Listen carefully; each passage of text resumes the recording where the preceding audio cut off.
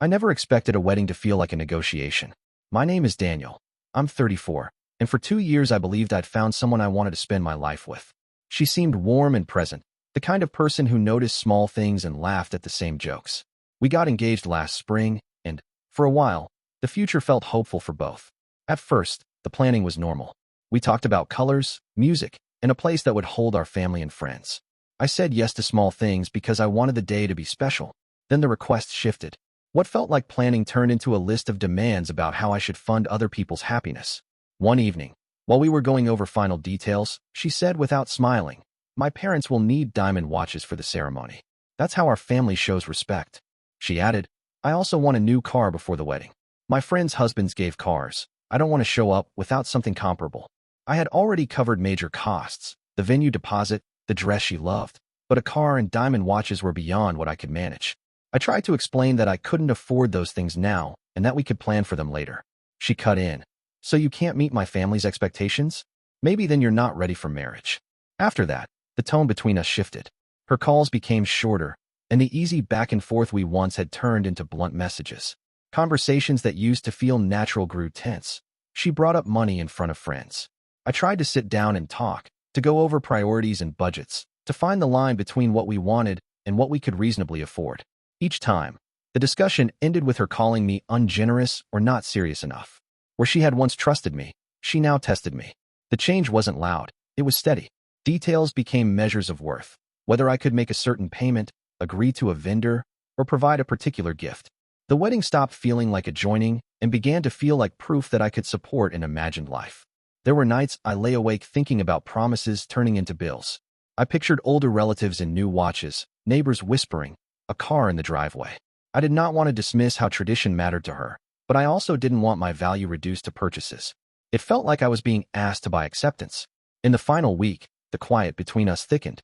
A missed call could mean another accusation. A delayed reply became a reason for suspicion. I kept telling myself love was more than ledger entries, but it was harder to believe when conversations circled back to lists. I still loved her in small, honest ways. The way she noticed my tired look and made coffee, the note she left before a long day. Those gestures mattered, but they seemed drowned under talk of rings and appearances. I found myself measuring affection against invoices, and it felt wrong. I didn't want to lose what we had, but I also could not let my worth be auctioned in talks about style and status. The change in her was clear, and I began to understand that what she wanted might not match what I could give. A week before the wedding, she called me. Her voice sounded flat, rehearsed, like she'd already made up her mind. "Daniel," she said, "unless you can arrange the car, the watches, and the gifts for my family, I'm calling off the wedding." For a moment, I couldn't even speak. I just stared at the phone, trying to process the sentence. This wasn't an argument. It was a transaction. She had placed a price tag on the future we'd built. I wanted to remind her of everything we'd been through. The nights we talked until sunrise, the plans we made about where we'd live, the quiet mornings that felt like home. But instead, I stayed silent. After a long pause, I said quietly, "If that's what you've decided, then cancel it." She didn't reply right away. I could hear her breathing on the other end. Maybe she thought I'd beg, that I'd rush to reassure her. But I didn't. I was tired, not angry, just drained. The next morning, I saw her post on Instagram. "Sometimes it's better to walk away than settle for less." Her friends filled the comments with hearts and "You deserve better." I stared at it for a long time before closing the app. I didn't even feel angry anymore, just a strange kind of calm, the kind that comes when you stop trying to explain yourself to someone who's already decided you're not enough. My mother cried when I told her the wedding was off. My father didn't say much. He just patted my shoulder and nodded. Friends texted things like, "You dodged a bullet," or "It's for the best," but their words didn't make the silence any easier. I still had to cancel everything. The venue, the photographer, the catering. Each phone call felt like pulling out another stitch from something I'd spent years sewing. At the venue office, the event manager looked uncomfortable as I explained what had happened. I could tell she didn't know what to say. I signed the cancellation papers, handed over the deposit receipt, and stepped outside. It was raining, soft, steady rain that made the parking lot shimmer. I just stood there for a few minutes, letting it fall on me. The world kept moving, and I was just still. That night, she texted me again. "I didn't expect you to give up so easily. I thought you loved me." I looked at the message for a long time before replying. I did love you. But love isn't about surrendering your self-respect. She didn't reply. Days passed. Then weeks. The calls stopped.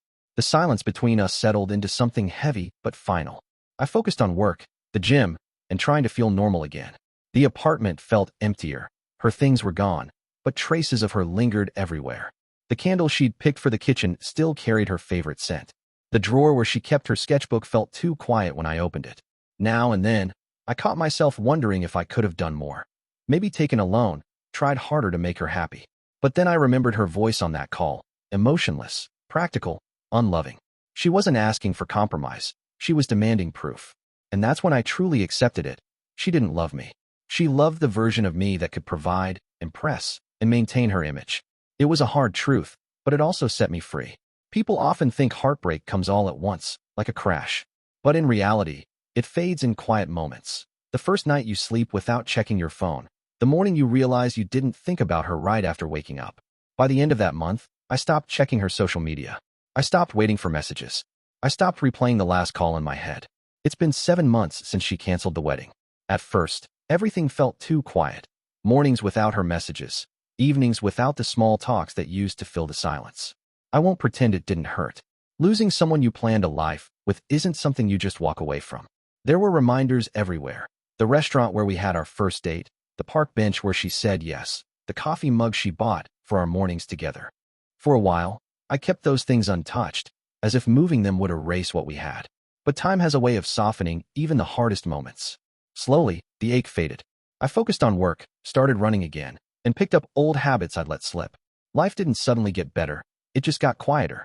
And in that quiet, I began to see things clearly. I wasn't angry anymore, just disappointed that love had turned into something that felt like a business deal. Then one evening, just as autumn was setting in, my phone lit up. Her name. I stared at the screen for a few seconds, unsure whether to answer. Part of me wanted to ignore it and keep the peace I had finally built. But another part, the part still holding a few questions, gave in. Hey, Daniel. How have you been? Her tone was light, casual, as if we hadn't gone through a storm together. I'm doing fine, I replied. Hope you are too. She didn't waste time. I made a mistake, she wrote. I thought I was doing what was right for me, but I wasn't. Can we talk? For a long time, I just stared at those words. I didn't know what she wanted to say or why now, after so long. But something inside me wanted closure. So I agreed. We met a few days later at a small cafe downtown. I got there early, ordered a black coffee, and sat by the window. The weather outside was cool, the kind of soft breeze that makes you think about how much can change in a year. When she walked in, I almost didn't recognize her. She still looked the same brown hair, same calm face, but her confidence was different. There was no showy smile, no sense of superiority. She looked unsure. Hi, she said quietly as she sat down. Hi, I replied. There was a long pause before she finally spoke again. I know I hurt you. I can't change what I did, but I just need you to hear me out. I nodded, saying nothing. She looked down at her hands and said softly. After I canceled the wedding, I told myself it was the right thing. I thought I deserved more, that I could find someone who would give me everything I wanted without having to ask. And for a while, it felt like I did. She exhaled slowly, her fingers tracing the edge of her coffee cup. I met someone new. His name was Mark. He had everything. Money, a big house, nice cars. At first, it felt perfect. I thought I had finally found the life I always imagined. I sat back, listening, not saying a word. She continued, her voice lower now. But it didn't take long before I realized what I'd walked into. He didn't care about me, not really. I was just something to show off. He decided where we went, what I wore, and who I talked to. It was like living in a cage that looked beautiful from the outside.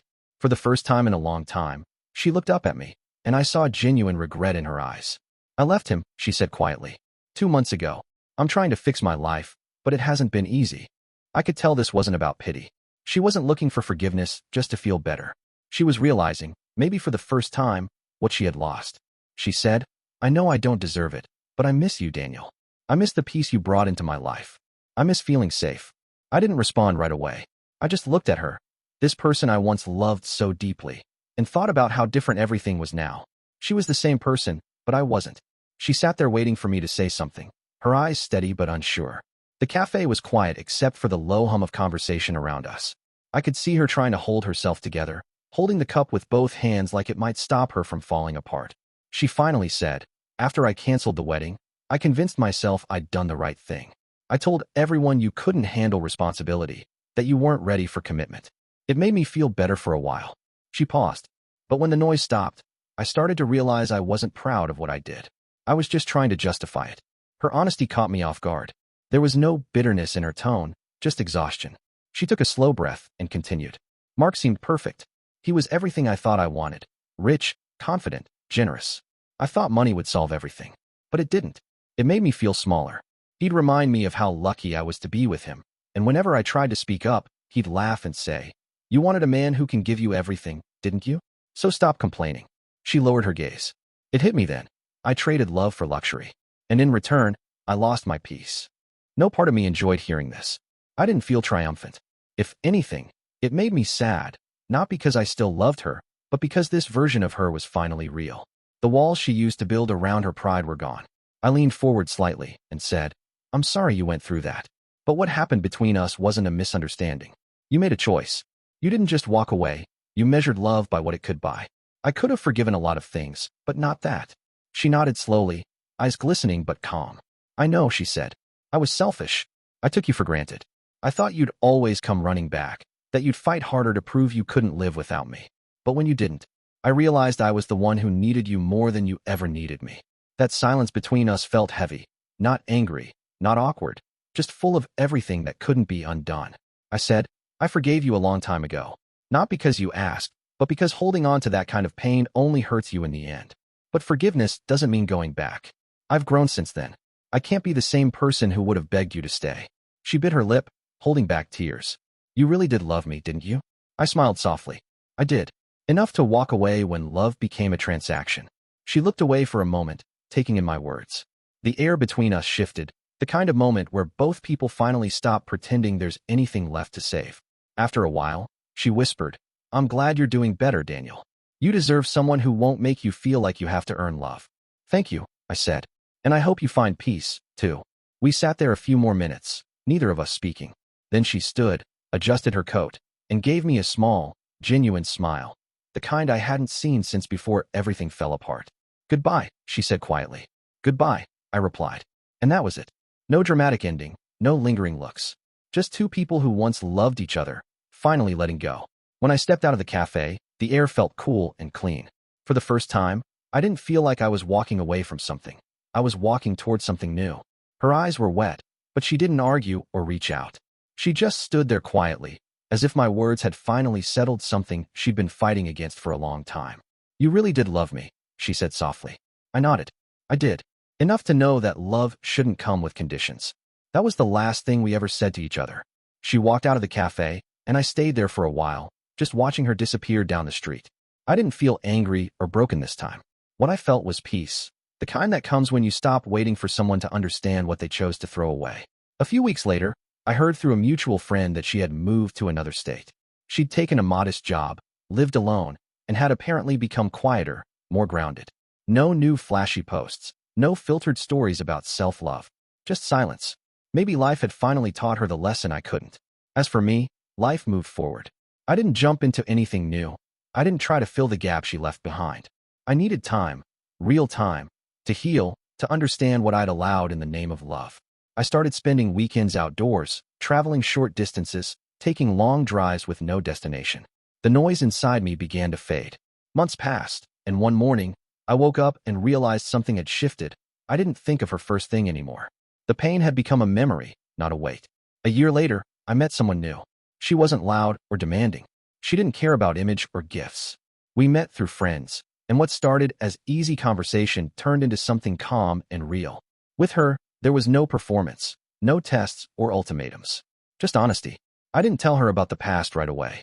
When I finally did, she listened quietly and said, "It sounds like you learned how to love yourself the hard way." She was right. For the first time, I was in a relationship that felt balanced, not because it was perfect, but because it was built on mutual respect. We didn't need expensive things to prove what we felt. Sometimes we just sat on the porch, drinking coffee and talking about simple plans. It wasn't grand or cinematic, but it was genuine. And that's when it really hit me. Love isn't proven through big gestures or gifts.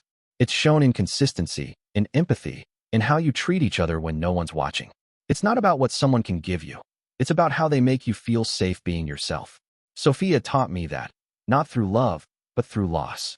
She made me understand that sometimes walking away isn't a failure, it's self-respect. I don't hate her anymore. I hope she's doing okay, wherever she is. People make mistakes, And sometimes it takes losing something good to realize what really matters. When I think back now, I don't replay the fights or the cancellations. I remember the lessons: how to set boundaries, how to value peace over pride, how to choose someone who chooses you freely. I appreciate you watching till the end. Hit that subscribe button and stay tuned for more content.